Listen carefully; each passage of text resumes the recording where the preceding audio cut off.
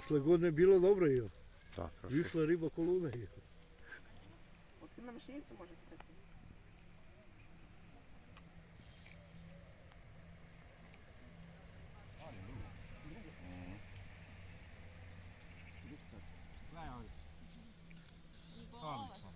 Čekaj, stani. Nemoj da se sikira.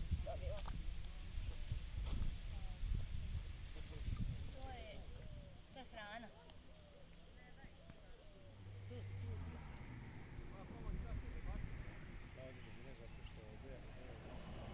Stavi na kraj, je mnošto crva.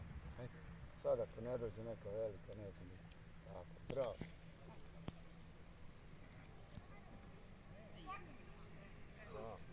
Evo ga, još jedan. Evo mene. Ovo.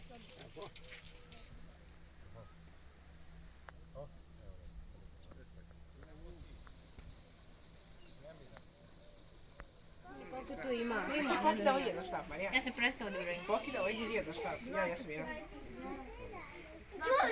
Ali ja ne znam šta se dobije za prvo mjesto. Nešto ne znam neku 4,94.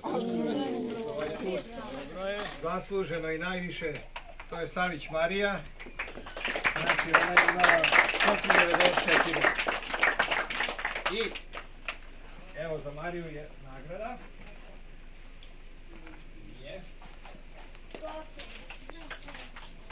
Nećemo imati trofeje, ali imat ćemo jednu lepu mašinicu za Mariju. Čestitamo.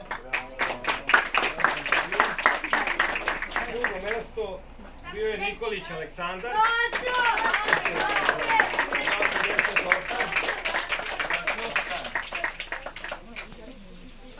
Volter, zacu jedan štap.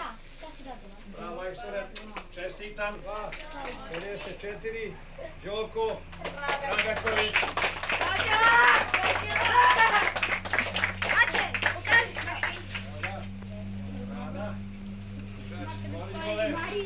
Bravo, majstore. I ove godine, ajde, najmlađi, pošto i mi smo imali najveću ribu, najmlađi učesnik, Relja Eskić. Ajde, Relja! Relja! Nije upečen, najmlađi. Izvolite. Hvala vam svima na druženje, malo počastite se ovde. Padlo je da su tu.